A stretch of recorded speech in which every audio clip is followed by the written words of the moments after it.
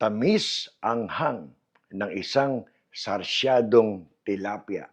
Ngayong gabi, yan ang ating dadalhin. Magluluto tayo ng isang napakasarap. Laging present sa bahay ang sarsyadong tilapia. Yung matamis, may konting angang, lalagyan natin ng konting tiyang-tiyang.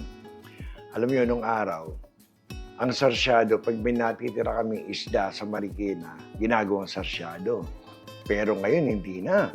Talaga, nagpiprito na ng isda, sabay i-convert, gagawin sarsyado, ha? Hindi na yung katulad nung araw. Yan ang gagawin natin. Nakadali ko ng dalawang magandang tilapia.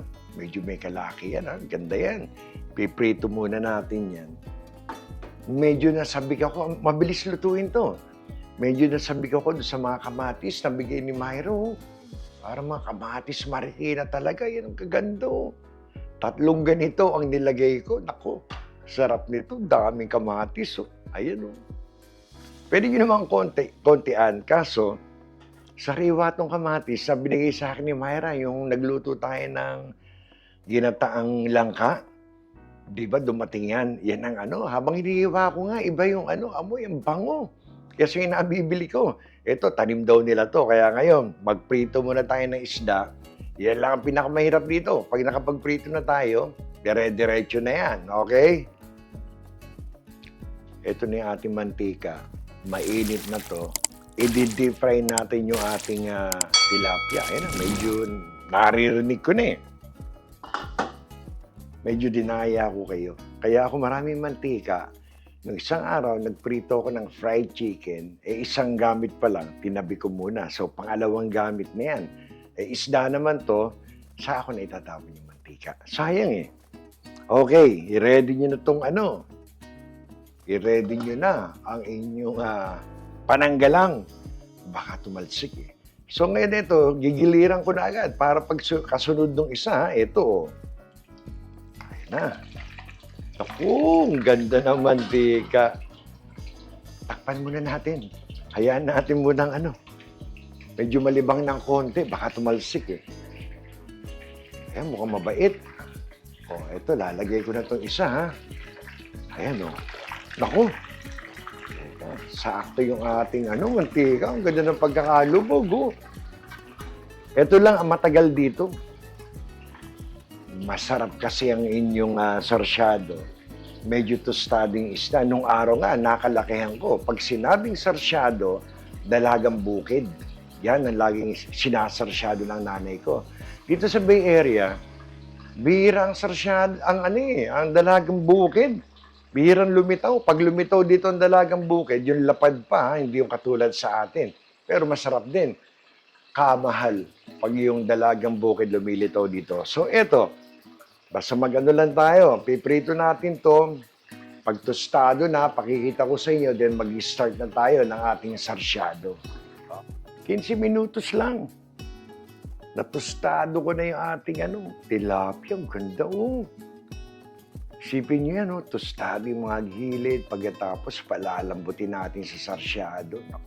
Sisip-sip ng yan. Panalo yan, Lapag natin dito. Siguro ito mga 2 tablespoon ng mantika. Nagpainit na ako ng mantika. 2, almost 3. Para hindi naman dry na dry. Eto. Lagyan natin ng bawang. Medyo madami-dami. Kulang-kulang half cup din yan, ha? Dami rin yan. Eto na. Sisimulan na natin ang ating sarsyado. Kabay talaga nitong aking hex-clad na kawali. Siya na naman. Ito, sibuyas. Kalahating sibuyas lang yan. Uy, nauulog. Sumakay. Kalahating sibuyas, almost half cup. Ayan lang. Pagugulungin nyo lang yan hanggang medyo paging translucent yan, okay? Ito na. Tignan yung ating sibuyas, Alam niyo, bago ko lagyan ng kamatis, lalagyan ko muna ng bawang at paminta, saka itong ating patis. Kasi magtutubig yan eh. Pag once na nilagay ko yung kamatis, by the way, Sa sarsyado, masarap pa maraming paminta. Halos isa't kalahating teaspoon. Sa sarsyado, maganda yung kamatis na hinog pag yan ang ginagamit nyo. Eto, hindi naman ganun kahinog, pero gusto kong gamitin kasi fresh na fresh, bagong pitas eh. Ito lang isang panimpla natin, itong patis. So, siguro to, lagyan ko to mga 2 tablespoon o 1.5 tablespoon. Yeah, mga 1.5 muna. Madali naman magdagdag tayo ng asin. Na. Naamoy ko na agad yung patis. Yan ang gusto nila ng mga turo sa amin nung araw. Gisa mo yung patis para masarap. Okay. Nagisa na yung patis. Ito ay 3 malaking kamatis. Kabango. Iba pag yung galing sa sarili mong bakuran, taniman, ang ganda. Ito ngayon ang sikreto nito. Kailangan maligis natin na maganda to. Kailangan maganda ang pagkakaanin nyo nito. Alam nyo, dinamihan ko talaga ang kamatis. Dahil sasadyain ko to na maraming sarsa, yung aking sarsyado. Gusto ko may sinasabaw ako sa kanin. Ayoko ng sobrang lapot. Pag nilagyan natin ng itlog, naku, sarap niyan. Asukal. Tapos meron akong hiniwang pangpaksiw na sili, magbibigay ng konting anghang, iyan. So, okay. Takpan natin. Chicken, liligisin natin, igigisin natin ng maganda yung ating kamatis. Tapos, saka natin titimplahan yan. Dahil dyan, bibigyan ko kayo ng first magic word. Ang first magic word natin ay grill. Yan ang unang nating magic word, grill. Okay, takpan natin to. Then, pakita ko sa inyo yung susunod na gagawin natin. Okay. Mga 10-12 minutes din, ha? Ito.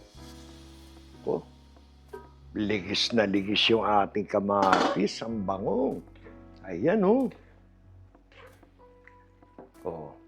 inaano ko pa, Yan ang sikreto niyan, yung palalabasin niyo yung tamis ng kamatis, lalo yung mga hinog na kamatis. Sarap isarsyado. Yun ang magandang Ito, medyo pinipisil-pisil ko pa. Ganda. Alam niyo, yung ating ibulong niyo kay Mambong, yung pangalawang binulong kay Mambong sa 2 pamilya, kahirap daw i-edit. Talaga daw ang bigat sa dibdib. Etong rider nga natin, yung kanyang huling dinala ng konting ayuda. Bigat daw ng dibdib niya habang umaalis siya dun sa lugar nung ating yan. Pero salamat sa Diyos. Kahit paano tayo nakakagawa ng mga ganyan. Salamat sa inyo. Salamat sa inyong suporta. Kahit na medyo konti pa lang nanonood nung ibulong mo kay Mambong at mahina ang views, pero doon tayo lahat masaya sa ganung gawain. Kaya maraming salamat sa inyo. Eto na, ganda Yan po ang gusto nyo mangyari sa inyong sarsyado. So ngayon, maganda na yan. Ayoko pang lagyan ng kahit anong panimpla. Maliban sa mga nauna, siguro lagyan ko muna ng 2 cups. Sabi ko nga sa inyo, di ba, gusto ko sa sarsyado ko, 2 malaking tilapia, yung masabaw din. Ito, lagyan natin ng, 2 cups yan. Haluin natin. Ang inana natin dito, 1.5 tablespoon na patis lang. Titikman natin to kung ganong karaming asin ang ating ilalagay. Asukal. Bahala kayo kung ano gusto niyong tamis. Ako, ang gusto kong sarsyado ko, matamis na may coating anghang. Yan sa akin, panalo. By the way, mag-comment nga kayo sa Pilipinas, ano ba mas mahal? Tilapia na ganito o dalagang bukid? Kasi dito sa amin, napakamahal ng dalagang bukid. So, comment nyo naman. So, ayan. Pakukuluin natin kasi to. Napakalabnaw niyan. Ang pampalapot natin, itong dalawang katamtamang itlog, yan ang gagawin natin pampalapot. Okay. Lagay natin dyan. Gusto ko ng tikman. Kung paminta pa, asin, or konting halo, tikman natin ito. Para sarap na ilubog yung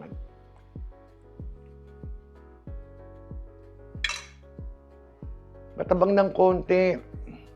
Sabay paminta, lalagyan ko pa. Gusto ko pa ng masarap dito, maraming paminta, saka konting asin.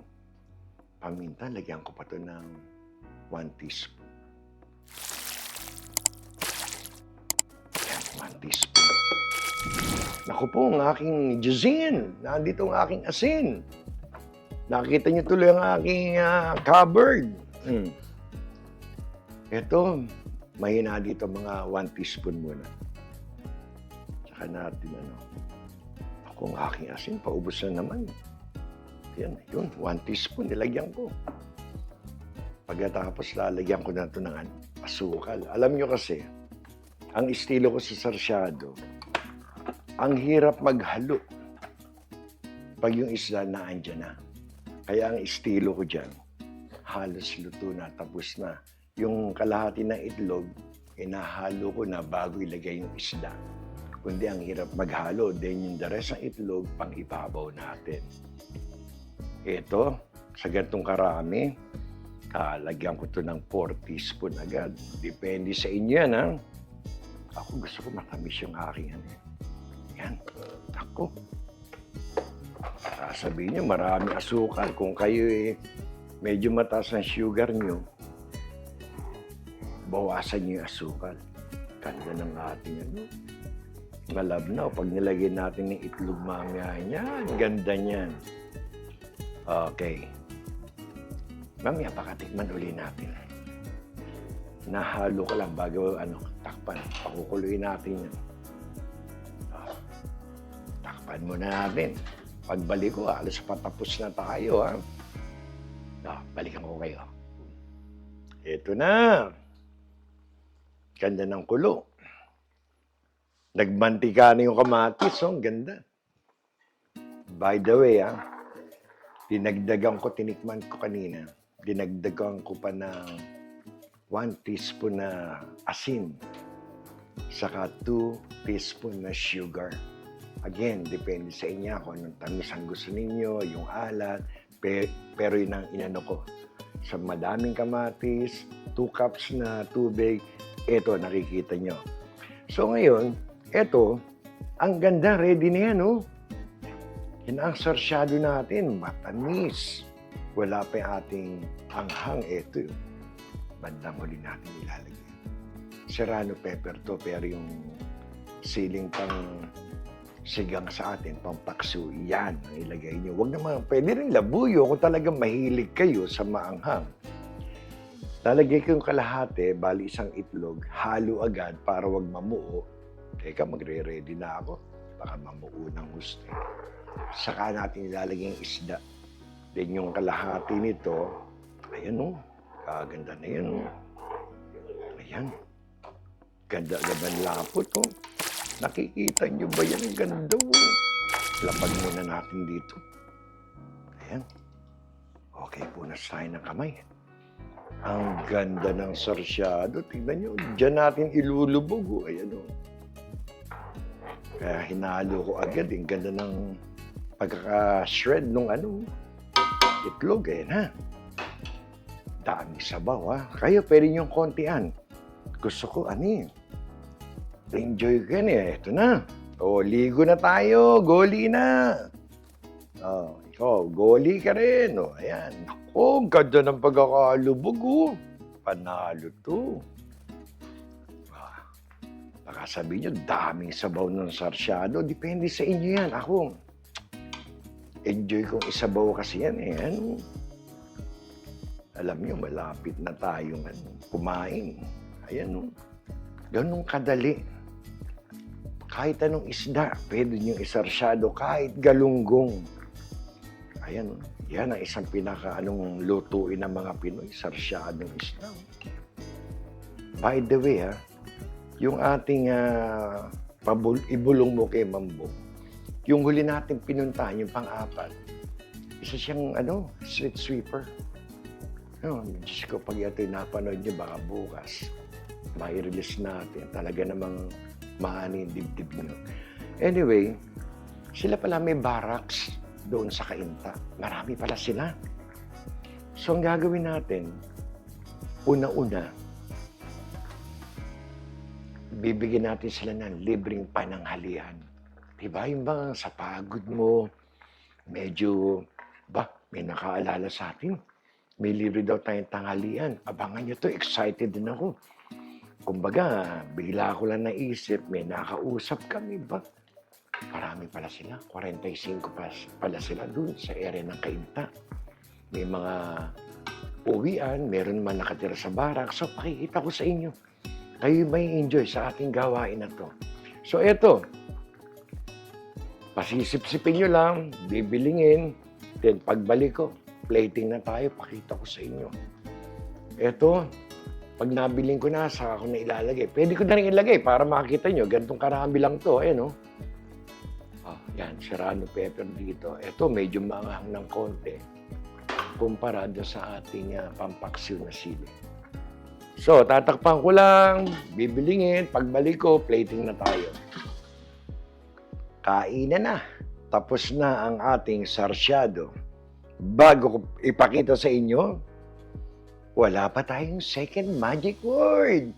Ang pangalawang magic word natin ay talaba.